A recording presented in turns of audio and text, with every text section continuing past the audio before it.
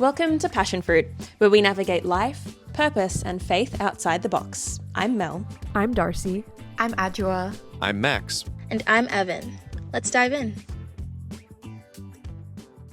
Hey everyone, it's Darcy. Passionfruit has been around for nearly 2 years now, if you can believe it.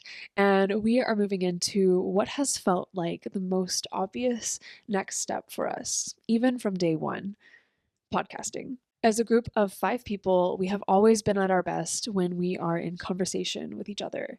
And we really look forward to sharing our conversations with you and inviting you into those conversations as well. So, without further ado, here is our first podcast episode. We hope you enjoy. Okay, hello everyone and welcome to the Passionfruit Podcast. I am personally so excited for today's topic because we're going to be talking about changing seasons. Now, this is obviously relevant to everyone, but I think it's particularly relevant to millennials, Gen Z, who typically go through a lot of changes, especially in your 20s and 30s.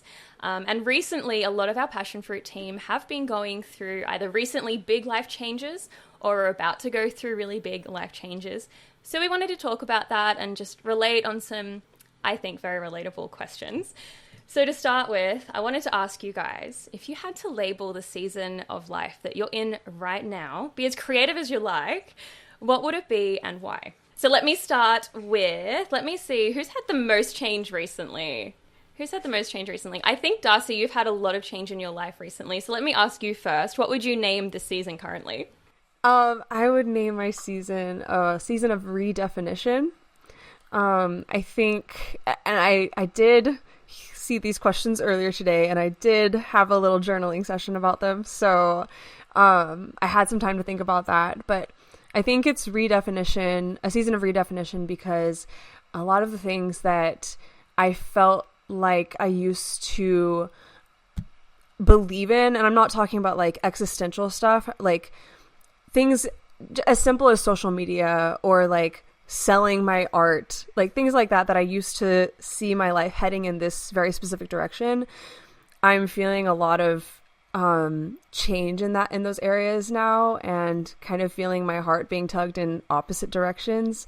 And it's kind of a weird and disorienting place to be in at the moment, but it's also exciting too, because yeah, I mean, redefinition I think is cool, reinventing yourself in a way and trying to live more in alignment with the things you're feeling and thinking on is kind of cool.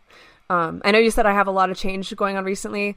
Just for our listeners, let me clarify that change is that I did get married, like, I don't even know how long ago. We're recording this in March. I got married in November or October.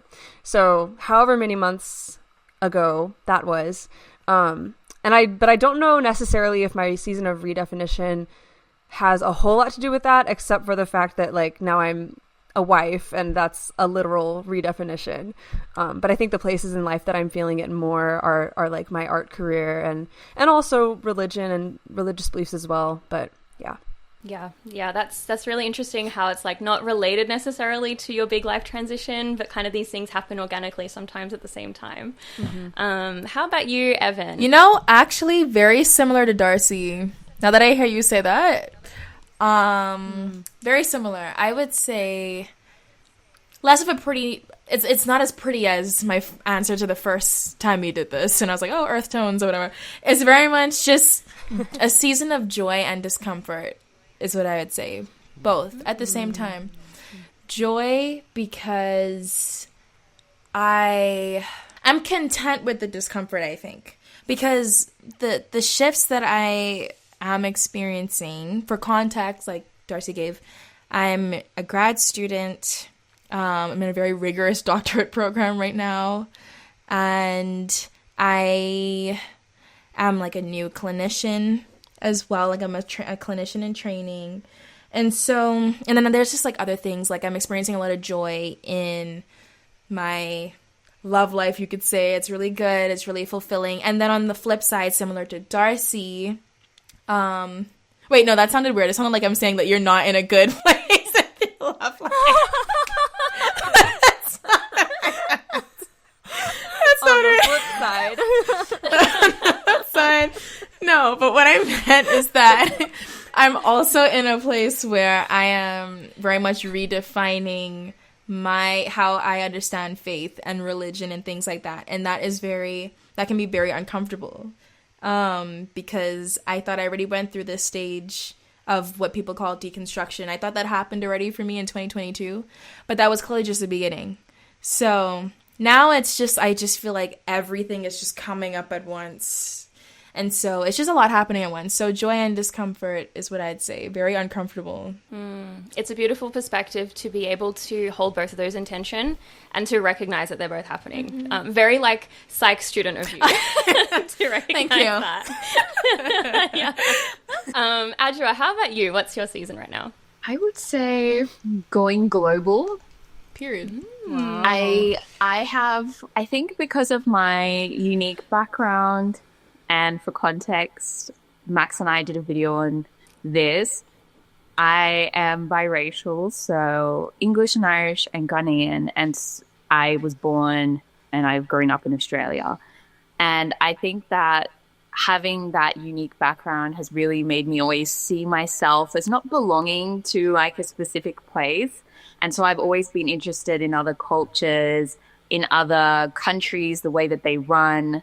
And that influenced what I studied at university, which included international relations. And so I think in this season, a lot of my dreams and goals I have relate to making impact at a global level. And I've received some exciting opportunities recently to actually travel overseas and do that. So I think that's why I would say going global, which is like a dream come true to my childhood self. Yeah. That's amazing. And can I just say it's been such a joy to like witness that growth over the last couple of months for you, like to see these opportunities and to see you blossom into it. It's so amazing. So yeah, you're slaying it. Thank you. Now, Max, I've left you as the lucky last because you actually kind of inspired the topic of today's podcast, because currently you're going through a massive transitional kind of shift in your life. Do you want to tell us what the word is for that and also explain what's going on? Yeah, so if I'm labeling the season that I'm in right now, it's upheaval. Yeah. Not necessarily in a strictly bad sense per se, but just literally everything is getting kind of uprooted. And the line between metaphor and literality is kind of blurry there. So my wife and I are moving to England. She's gotten into a master's program there that is kind of just like the perfect fit, the perfect opportunity for her. It'll be social work for a couple years. And when I say we're moving, I mean she's already there and I'm still here. And if I didn't have so many things plugged into my laptop, I could tilt around and just show you the jungle of U-Haul boxes I live in right now. I'm here just like packing things up, getting things ready to either ship or get donated or put in storage and all of that. So yeah, it's, I have lived overseas before. Like I lived in Kenya for a year. And I lived in the United States for 3 years. Not that that's overseas for a Canadian per se. But like I've lived in other countries besides the one I was born in. So obviously it's a new experience. But I think for her, it was her first chance to live abroad. And so I was like, yeah, before, kids come into the picture or something like that, it would be good for us to do something adventurous and, see the world a bit. So we're making it happen, and there's just a lot of moving parts in order to enable it to happen. Yeah, wow. A lot of moving parts and a lot of like emotional baggage as well. I know you're kind of going through it at the moment, Max, and I know when any transition happens in life, like there's just a lot to process. And grief is such an interesting emotion to me, because grief is like not necessarily a bad emotion. It can be kind of like it can be remembering good things, savoring good things. And I think like if I was to label the current season in my life, it would actually be something along those lines. Basically, I think savoring would be a good word for it, because I'm like hyper conscious of the fact that I'm just very happy and like very, very blessed at the moment. Like I've got nothing really major to complain about in life. And I'm conscious that like soon, you know, chapters are going to change, life stages are going to change, but also I have aging parents. Like my dad he just turned 83. So like it's always just, yeah, I know. I'm 28 for reference. So he had me when he was like 55, I think 56. Wow. So yeah, like seeing him get older, seeing my mum get older as well, it's always quite kind of confronting. It just makes me really savor like every moment I have with them. So kind of talking, I guess, though, about the emotional baggage that comes through different seasons of life. Obviously, there's different categories of change, right? We've got anything from kind of the aging process, you know, growing up, not being a kid anymore, watching your parents grow older. You've got moving countries like Max is doing. You've got career shifts, work shifts, location, relationship shifts, emotional kind of mental maturing shifts. I'd be curious to know if like any of you have an opinion on what is kind of the most difficult or has been for you to navigate in your life. Is there one that really stands out to you as being more emotionally heavy or more difficult than others? Yes. Mine is spiritual shifts, spiritual changes. Based on my background and how I, once I started pursuing my own relationship with God when I was like 17, for reference, I'll be 25 this year. But I went gung-ho, as I do with anything. I'm very naturally all or nothing. I'm more cognizant of it now, but my tendency is to be all or nothing. And so just going gung-ho, and I just took the whole religious, almost like what I'd consider the cookie cutter Christian presentation. I feel like that's what I leaned into, and I just feel like drastically different from that time. And I think when you start actually questioning things that you've never thought of before, and when that is prompted by inviting people into your circle who didn't have that same upbringing as you, and it's like you're no longer in that little bubble that you were in. Like, I'm speaking for myself. I'm no longer in the little bubble I was in before now, being in grad school. And I've met so many different types of people, and I've formed relationships with people who don't have the same background as me. And that has brought a lot of questions in the best way possible. And so that can feel very unsettling, especially because you don't know where you're going to end up when you go through these types of changes. You don't know where you're going to land. And in a lot of cases, like my therapist just told me the other day, when you go through spiritual shifts, it's very rarely that they sync up with the changes that other people in your life are going through in terms of like the magnitude of the shift that you're going through spiritually. And so it can feel very lonely in that regard, where I'm at right now, where a lot of my friends feel very content where they're at in their faith. They're not going through any massive shifts or anything. And so sometimes feeling like I can't relate to anybody in that regard can feel very lonely. And especially if your parents feel a certain way, your family members, you're all in different places. And so that's why, in a nutshell, I'd say the spiritual change is the most daunting for me right now, mainly because I don't know where I'm going to land. Yeah. I just know that I love God, and that's all I know right now. Yeah. I can definitely resonate with you, Evan. As you know, like with my own deconstruction, especially when it first kind of set in, it was very terrifying. Mm-hmm. And like, because that was the first time I ever questioned the existence of God, and like my entire world foundation just like kind of shook a little bit. For me, it's gotten better, but it still is like kind of a pain point at times. But I've enjoyed the conversations you and I have been able to have as well about that. And like you said, it is nice to know somebody else that's going through that. So I've appreciated those conversations. But for me to answer the question, I think the type of change, there's definitely a lot of types of changes that I struggle with. I struggle with change. I think that's a very human thing. So I definitely struggle with a lot of types of changes. As I'm getting older, as my parents are getting older, Mel, I can resonate with you as well. I'm thinking about that a lot more, and that's a difficult type of change. And as I'm watching myself age too, and like time is moving quickly. But I think the one that sticks out to me a lot is just kind of the mental shifts that you experience that you don't necessarily ask for. But when you start feeling your feelings about something shifting, you can't run away from that because that's inside of you.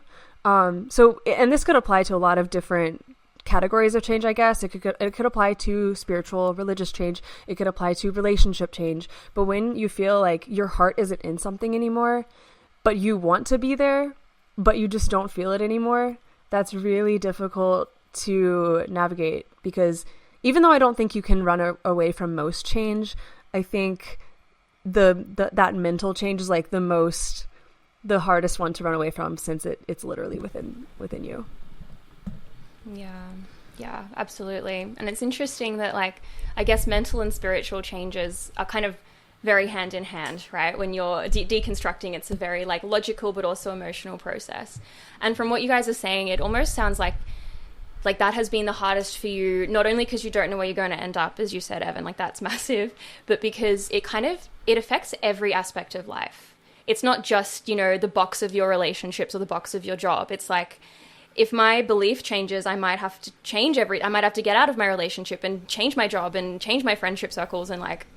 I don't know if this is not like an external category of change, but I think, and maybe this is just indicative of where I'm at, when the changes that are happening outside of you don't seem like they're aligned with the changes that are happening internally, or even if alignment is too rigid of a way of thinking it, even if they're just like ever so slightly different from each other, like they're just pushing in slightly different directions, you know, like who I'm becoming doesn't necessarily make sense with like what's happening outside of me or around me, you know what I mean?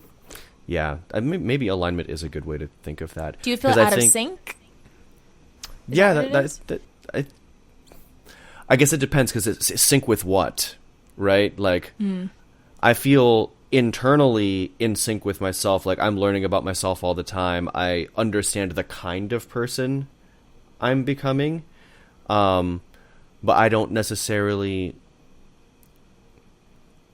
the next steps that I aspire to aren't necessarily the next steps that I know I'm about to take, if that makes sense. Mm-hmm. You know what I'm saying? Mm-hmm. And so it's that, I think when you're doing change where it's like, let's say what you're about to do was like your second or third choice. You know what I mean? It's like, it's hard to make that adjustment when there's that part of you that's resistant to like, did I really want to do X, Y, or Z? Right? Yeah. And maybe that's just internal conflict too. I don't know. But yeah, the changes that come with some kind of lack of alignment, I guess that's hard, or at least that's what's hard for me right now. Yeah. You just touched on a really interesting point, and I think it's important to kind of delineate between change that kind of happens to you. I know a lot of the change in my life has kind of felt like I wasn't really in control. It just kind of happened to me. You know, I got married. That was a choice. But then I suddenly ended up, thank goodness it was a choice. Imagine. But all that to say, when I got married, I ended up living in like a totally different area of my city, you know, and that wasn't a choice, but it just kind of happened. So there's changes that just kind of happen, but then there are conscious changes, and there are personal evolutions that we go through where we have to make a choice about like, okay, now that I believe this, or now that I'm different internally, does my external environment still suit me? And I guess like it's an interesting question of like knowing when to hold on to something and when to stay in like that relationship or that job versus when to let go and allow yourself to evolve. Does anyone have insights or personal experiences or like advice on that? Because I know I really struggle with it. I can very much speak to this just from having to go through multiple changes of categories like relationships, work, even thinking about the future and where I'll live. And specifically within that time in my life where relationships were changing, my job description, what I thought would be my career forever was changing. I think what I really saw was this tension, and I think that's what we've already been speaking about, of holding on to, like what Darcy said, you might want to be somewhere, but you no longer feel the same way about it. And I think for me, what's really important is having that integrity with yourself. If something is important to you and you have a certain vision of how your life is going to be, but then the job you're in isn't necessarily nurturing that, the relationship you're with is destroying you, or the place that you're living doesn't give you access to the opportunities that you desire to have, I think that's when you really have a choice of, am I going to continue to stay and be unhappy, or am I going to have to dig deep and actually make decisions that will change what my life looks like? And I can see how drastically my life is to how it was about a year or so ago, because I realized I'm living a life that just doesn't feel like it's mine anymore. And I feel a lot more like there's a fit. And what Max was sort of saying, I feel a bit more aligned. Maybe not everything is how I want it to be, but I have more integrity because I'm living what feels true to me. Yeah. Adjoa, can I ask you, what was it for you, or maybe it was a series of things that that made you realize it was time to leave the law field? Like Evan, I have a very simple answer. Like Evan, I'm a very all or nothing person. And I think even if you're not a very all or nothing person, in life, we only have this finite amount of time. And if you can, I think for me, I just saw that if I want to be in this field, I want to be the best of the best. And that's going to take, 10 to 15 years. I'm going to have to pour everything into it, because that's the standard of life I want to have, is putting everything and feeling enthusiastic. And when I no longer felt that, I was dreaming about, if I was in Ghana leading these projects and I was able to express myself creatively, like I'll stay here and somehow I'll get to that vision. But I just saw this disconnect, and I was like, the longer I stay here, the longer it's going to take me to get to what I envisioned. So that was really, for me, I wasn't all in. And for me, that was kind of that's important to me. So that was my rationale. Yeah. Can I just say, I so relate to what you just said, Adjoa. You kind of said it in a different way, but I guess I'll say it like this. When I quit my job, it's like 3 years ago now, so old news, but still very much resonate with kind of your experience as well. At the time, I just felt like it was holding me back. Like I had all these dreams and goals, and I was kind of convincing myself that I was delusional about even having them because what I had was safe.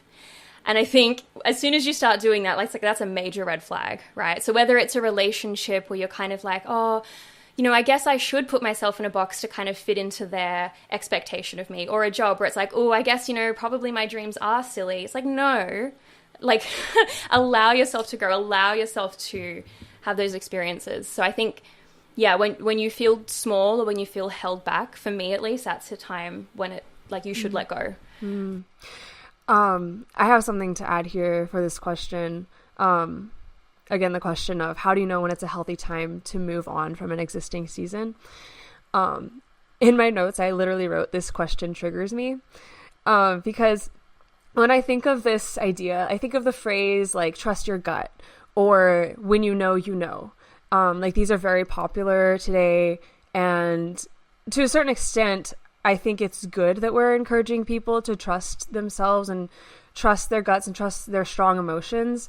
But at the same time, I think it can definitely go too far. And for me, I've experienced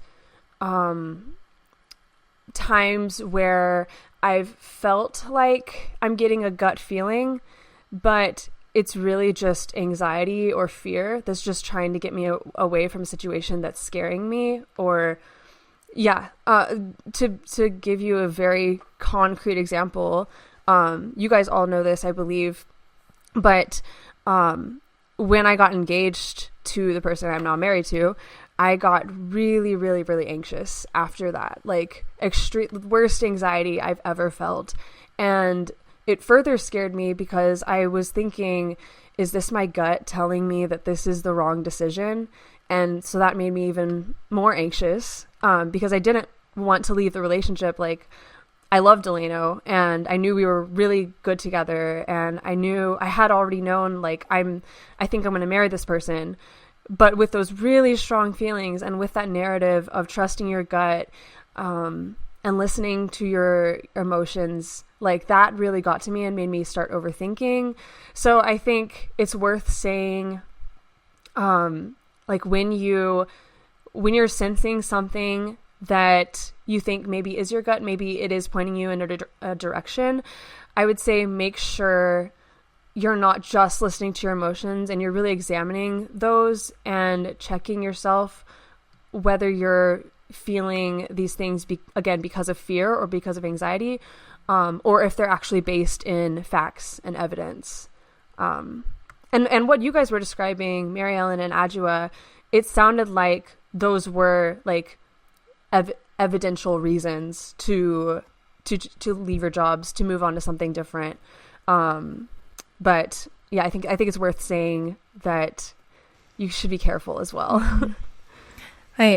I have to respond to what you said, Darcy, not with a specific example, but just to say that those of us in psychology like to flip that very thing you just said. Instead of saying trust your gut, which is very unhelpful to people who have chronic anxiety or mental health conditions they're not aware of, like things like OCD or whatever it might be. Telling someone who has those things to trust their gut, terrible thing to say. That's so unhelpful. Instead, we like to say, trust your values. Make decisions based on your values. And like you said, what are the facts here? Because you cannot, like you said, what feels like a gut feeling a lot of the times is just anxiety. If you're a chronically anxious person, terrible advice. So I agree. Trust your values and look at the facts and go based on that, because your feelings are always going to shift. Always. That's one thing where I've always had a hard time with the advice that, not to just like stereotype it, but it's like vibes based. Because like for me, emotions have always been like not necessarily volatile, but like not necessarily trustworthy. And like very often self-sabotaging, and like, you know, depression, anxiety, any host of other things that you all have heard me theorize about. But like, yeah, so for me, I've always leaned really hard on like the rational side of me for trying to make choices, which it's a double-edged sword, because I think on the one hand, to what Evan was saying, there's a side of that that's sometimes very necessary if the emotional side of your reasoning has deficits. But then on the other hand, like when I look at myself, I'm like, okay, I've habituated myself so much into making rationality-based decisions or value-based decisions that I sometimes ignore when like a really, really powerful emotion is actually trying to warn me, like, hey, you're crossing your own line here, or like, hey, you're not paying attention to your own need, or you haven't defined your own need clearly enough. So yeah, like it's one of those things where like for me, Adjua and Mel, I've always been so fascinated by your stories respectively, because they demonstrate in parallel that it's possible for someone to like detect like, hey, I'm going in a direction that's not really the direction I feel like it is what I value inside, and so I want to make that shift.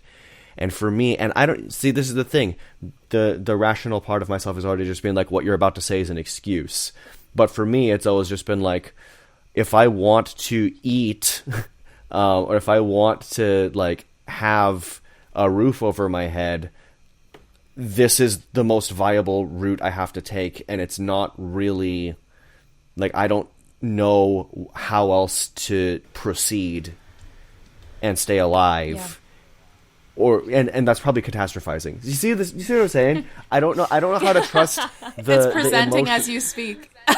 Exactly. It's happening as I even try to describe the process. There's a part of me that's like, but I really want to do this, but I feel like I have to compromise with it to go this way because of what seems like the right choice, or what seems like a values-based decision, or what blah, blah, blah, blah. So to me, I'm kind of like Darcy. This question triggers me because I'm still very much trying to figure out, like, and to me, it's often felt like my life is happening to me rather than, as Mel said, I'm pointing in directions as if this is going to show up the way I'm seeing it on screen.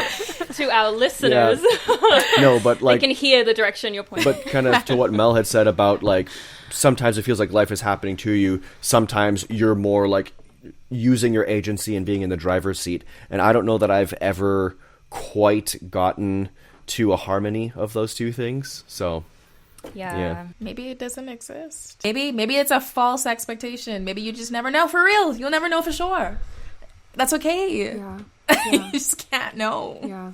I feel like there's this idea that we naturally get as humans, but also that gets more and more ingrained in us as we read self-help books or as we engage in social media discussions. There's this idea that we can get to the point where we have something all figured out, or where we have something fully balanced, and blah, blah, blah, blah, blah. And I think we're constantly reaching for that. I know that's a bit of a tangent from what we're talking about, but I think it's important to remember that we should just try to enjoy life as it is. And I don't know if that sounds pessimistic. We get to enjoy life as it is, instead of having to be constantly reaching for this goal of, like, when I get here, I will feel fully balanced, or when I fully balance myself, I will be able to enjoy life. Like, we have to remember that the present is now, and that is the privilege that we get to experience it. If I may. So my favorite book of the Bible from, like, a kid, which in retrospect means I was a really freaking weird kid, was Ecclesiastes. Don't say I know you're going to say that. Ecclesiastes. Yes. Bro, like, I was on web forums and, like, that was my name. Like, that was my thing. It's funny, I once heard someone call it the most Buddhist book in the Bible, which is funny. But, like, but yeah, it's like the whole thing about chasing the wind, and, like, every time you try to reach for something, it's like smoke. You try to grab it, and then it's not there in your hand. And I don't know how many times I remember when I was at when Evan and I were at the same school in Michigan, and my band was working on this record. Like, that was the whole time I was in school there. We were working and writing and recording that thing. And then I graduated, and the same summer that I graduated, we had our release show for that. And I remember all the build up to that show, and then we played it, and then it was done. And then I was like, oh, well, okay. And it was like the anticlimax of it all was so staggering to me. And in fact, that very weekend, I then went back to Michigan to finish up some summer classes I had to do. And it was the most anticlimactic week, possibly one of the most anticlimactic weeks of my life. Even though everything went great, it was a good show, people came out and supported, but I was just like, okay, so then it's just over. Right? And it's like, I had built it up in my mind so much as, like, this is going to be like the pinnacle, this is going to be the crowning moment, and instead it was just a moment. It was a good moment, but then it was a moment that was done, and, like, I couldn't hold on to it anymore. And I don't know if it's just that I don't learn the lesson, but it's so tempting to get back into the headspace of, like, if I can just get to next achievement, if I can just get to next, landmark, roadmark, whatever, then I'll be truly fulfilled and happy. But it's actually, I mean, I think that's why in Ecclesiastes it's like, enjoy today, like, find the happiness that you have before you right now, because everything else is just chasing. And I don't know if it's just, our self-help books. I could go on and on and on and on and on, so I won't. I'm not a huge fan of those. I don't know if that matters, but so I'm no longer a huge fan of those. I'll say no longer. Sure, fair. Interesting. Like, our culture around mental health, I think, it has all of these, because I heard someone say like it's easy to get into this like naturally as humans, but I think it's cultural, like individualism, modernity, the way that we're conditioned to pursue success, whatever that's supposed to mean, and find fulfillment in success. Like I think that that's constantly percolating in the background for most of us, at least for me. I can't speak for everyone else, but I know that like I'm constantly undermining the creativity for its own sake bug with the creativity for the sake of making a living off of it or something, you know what I mean? And so yeah, I don't know if it's just like me not learning the lesson, but it's interesting how you mentioned like your band and how it was kind of the most anticlimactic thing and you weren't kind of anticipating that feeling, because, you know, the future, the way that we think about the future applies not only to positive experiences. I think it's very common to be almost underwhelmed by like the success that you have or the experiences. I think like every bride on their wedding day probably experiences this. You know, you plan a wedding for 9 months and then it's over in 5 hours and you're like, what? Hang on, what? Yeah. But it not only applies to like positive experiences, it also applies to negative experiences, because when I look back on my life, you know, the things that I was super anxious about, I remember, you know, graduating high school, I was so anxious about getting a good grade. And then you get the grade and you're like, oh, why was I so anxious about that? You know? So it is interesting how we sort of project these ideas onto the future about how we're going to feel and what the significance of something is. But I would love to know, like, what are you afraid of currently, or what are you really excited for currently that's happening in the future? Yeah, because, you know, maybe it will happen, maybe it won't happen, maybe you'll be underwhelmed, maybe you'll be overwhelmed. But what's kind of the next thing for you that you're, like, looking at, maybe logically or maybe not? I'm about to be in England, and I don't know how I'm going to talk about who I am when I'm over there. Oof, wow. Like, when people ask me, because, like, even within this circle, it's like, who's Max? Oh, you know, Max, there's this guy, he plays in a band. It was like, well, that's not happening anymore. You know what I mean? And so do I talk about it as, like, something that's in the past tense? Because it seems weird to say, like, I play in a band. Oh, cool, where are you guys based? You know, Canada. Like, a different country, so I don't actually play with them currently because we are not in the same room. So, like, do I say that? Yeah. Do I just talk about my day job? Do I restart my music journey from the ground up? Like, and how do and I mean, are you... Was that? Sorry, are you okay with just saying I'm a musician instead of I play in a band? Like, yeah. Like, well, not as per explaining yourself. As per many of my Passionfruit videos, it's been a struggle to be okay with saying I'm a musician. Yeah. So it's, you know, I don't know if I'm regressing, because I've come to terms with that and just being like, yeah, I don't know. I have to work on that internally, because, like, on the one hand, you could be like, I'm a musician, as in, like, I am someone who knows how. I took piano lessons and I know how to play the piano, and technically that does make you a musician. But, like, not in the way that people are asking about when they ask you what you do. You know what I mean? So it's like, yes, I technically play the guitar. For who? Oh, nobody right now. You know what I mean? So, like, I don't know what to do with that. Sorry, not to trauma dump my entire current ongoing transitions onto everyone in the chat, but that's where I'm at. Max. This is just a thought, but when I was going through a transition of who am I, like, what do I actually do? How do I introduce, like, what do you do is still one of those questions that triggers me. Yeah. But I think I sort of have reframed it as opportunities to kind of answer the question a bit differently. So even someone might want to know something and I kind of know exactly what they're trying to get at, but I purposefully answer it in the way that I want to answer it. And it's kind of like, oh, I'm now in England. Who do I want to be when I'm talking to this person? Right. Kind of. Yeah. That's fun. Experimental reinvention. Yeah. Hey, there are no rules to it. You can say whatever you want, really. It's true. Just do what you want. There are no rules to this thing. I could do identity fraud. I won't do that. I mean, once you believe it, yeah. I mean, like, if you believe it, that's enough. In my opinion, yeah. There you go. Period. Makes sense to That's you. fair. That's a good point, though. Maybe, Max, maybe you're about to enter your own season of redefinition. Exciting. Yeah. You do touch on a very good point though, Max, which is that like with every transition in life, there comes these massive identity shifts.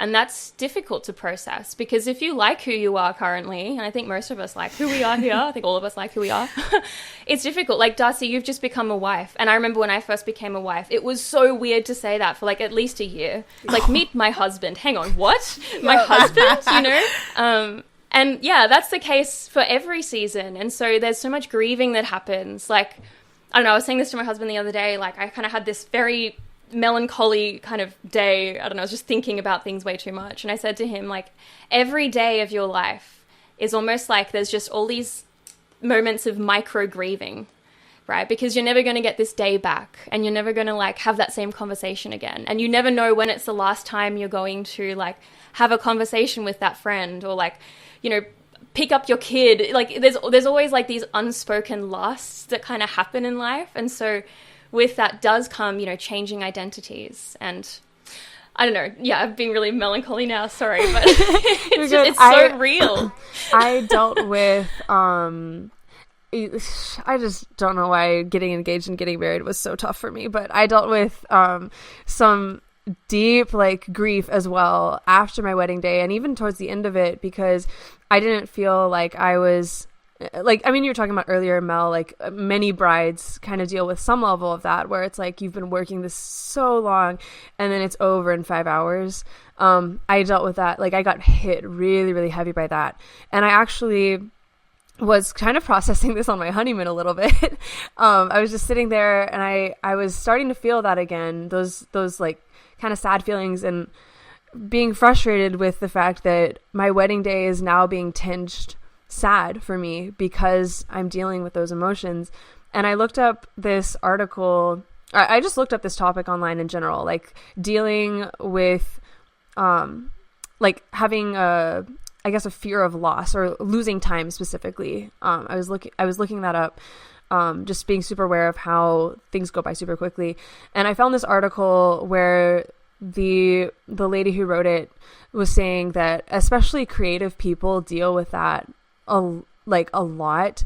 And since I am a creative person, I don't want to speak for people that don't consider themselves creative. I mean, we all deal with this on a certain level. So I don't want to say one person experiences it more than the others, but we definitely have a huge capacity for feeling really, really heavy emotions, like to their fullest extent. But it's also on the flip side, it's kind of a good thing too, because we also have the capacity to experience so much joy and so much love in our lives. So I feel like that's worth saying at the same time whenever you're feeling melancholy or feeling like why am I feeling melancholy? Why am I hyper aware of time passing like this? It's because you have such a deep capacity for emotion. And I think you can turn that into something that allows you to experience the good things just that much more vibrantly. Yeah. Wow. That is so beautiful. so beautiful. And I think there is also something just gorgeous about the fact that like every moment is fleeting, right? Like it just, if it wasn't, you wouldn't want to hold on to it so much. So it does, I think, being conscious of time passing does make you more, just notice all the things around you a little bit more if you are conscious of it. You did touch on something though, Darcy, which is like the pace of life. And I know for me, I'm always talking about, I want to slow down the pace of my life. I want to, become more balanced. I think all of us go through this to some degree, but would you say in your experience that life has just kind of continued to get faster with time, or have you actually been able to slow it down? And if you have been able to actually like sustainably slow it down, how have you done that? Because I think I hear this from a lot of adults, especially parents. It's like, as you get older, life just keeps speeding up and don't expect it to get any slower. And then suddenly 20 years have gone by and you're like, hang on, my kid's graduating now kind of thing. So yeah, what are your thoughts? I think it depends on which domain of life you think of, because yes, when I think about the fact that I'm entering my 3rd year of my 5-year program, I'm like, how is that possible? I don't understand how that happened. It doesn't make any sense to me. However, kind of like what they said to us before we started this program, they say the years what they say, the days might feel long, but the years feel really short. Like, and so I think even though when I blink and every day is Friday, like by the time I reach the end of the week, I'm like, I don't know what happened this week. Even though I feel that way, I think I feel more present in my days now, which is interesting because I'm the busiest I've ever been in my life right now. But I feel more present, and I think a part of that is because the time, well, one, kind of cliche, but removing social media has done a lot for me. I mentioned to y'all briefly, I have indefinitely, I don't know when, but I've just indefinitely deleted Instagram. It's been 3 weeks or a month now, I don't know, and I haven't, that's been amazing, and I think that has had a direct effect on me being able to be present, and that, I mean, that's, like I said, it's cliche because so many people say it, and it's true, like, you can't make this up, and also, I think because I'm so busy and learning so much in my program, the few times when I can just like pause, and it kind of forces me to find a lot of joy in my little routines. I think like just going for my little walks, or I'm just like, oh, I get to go on my little walk, or I get to watch my favorite show right now after sessions, or I get to go spend time with my boyfriend, or I get to do this Pilates workout. Little things like that, especially because I no longer have the urge to post about it now, because that's not there. It was for like the first week of deleting Instagram, like deactivating it and everything, but now it's gone already. And I think that just having that too makes me feel more present because I'm enjoying it for myself and myself only. Like I'm not enjoying it and trying to show someone else I'm enjoying it. That makes me feel very present and fulfilled right now with where I'm at. And so it also makes like these big shifts with spirituality and things. It also makes that a bit more doable too, because I'm not constantly getting other people's opinions on this thing that I'm going through as well. So on one hand, it can feel isolating, but sometimes isolation isn't the worst thing either. So yeah. I don't know. That's kind of a roundabout answer. That's a great answer. That's a very great answer. I was just in England, actually. Surprisingly, Max is going to be there soon, but we missed each other, which kind of sucked. But yeah, I was just in England, and doing the whole touring thing, like seeing as much as I could see, taking all the pictures, taking all the videos, and honestly, as I was taking photos, actively being frustrated with my my need to take photos, and wanting to stop taking photos as well. So I think, and especially I think it's different when you're taking photos with the iPhone too, because like Evan said, like if you take a photo with the iPhone, it's often because you're going to post it somewhere, or you're thinking you're going to post it somewhere. So you're taking photos to then show people. And I think just the simple thing of holding up a camera to take a picture of something, it takes you out of the moment, whether you want it to or not. Like it's going to take you out of the moment. And then if you're doing that with the future post in mind, I think it's taking you further out of the moment. So you asked for advice, Mel. I don't think I've arrived there at all. I think life does feel pretty quickly, or like it's going by pretty quickly. But I am attempting to do things from time to time that help make it go slower, and I think I've figured out some things. And so yeah, I think social media, like Evan pointed out, trying to get off of there is a really good way to do that. Trying to take less photos and just let yourself be in the moment, or maybe even just use an actual camera instead of your iPhone camera. I think that makes a difference somehow, if you really want those photos. But yeah, taking away the iPhone aspect. I also think if you want time to go slower, stop thinking about trying to make time go slower. If you want to live in the moment, stop thinking about trying to live in the moment, because then you just get so in your head about, am I enjoying this enough? Like when I'm at a concert, this is the worst for me, because I'm hyper aware that I've paid a lot of money for this concert. It's only going to last a certain amount of time. Yeah. This is somebody I've wanted to see for like all year, and I'm there. And then the entire time, my brain is fighting with me saying, live in the moment. And then I'm like, I think. And then I'm checking myself to see if my feelings are like fully there. And I'm like, am I fully living? It's horrible. So just, try not to think about that so much too. It's easier said than done. But yeah. I think that what has been said is just I'm getting advice right now in the moment. Just a really tangible experience I had recently was my first solo trip.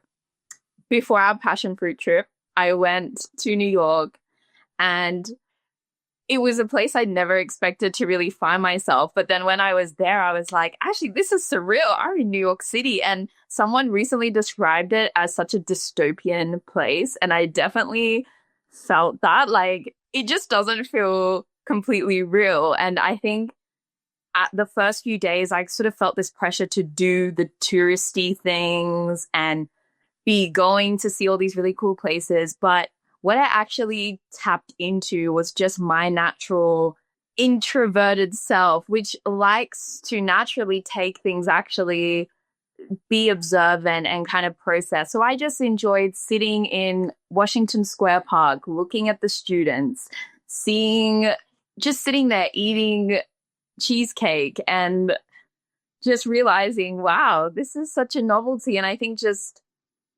experiences like that remind me that, why do I feel like I need to go at this pace? You know, if I want to set this pace for myself, then this is great. And I think that disconnecting from those external experiences and trying to actually make them real in your own life is very key. Because I think what you were saying, Evan and Darcy, rather than, I think, being online and feeling like you have to capture everything so it looks like you're living your life in a certain way, why don't you actually look at the relationships, all the things you have in your own life, and pour the energy and time into that? Because then it will blossom into something that makes you fulfilled. But the more you're just looking at I wish, it's not really practical or helpful.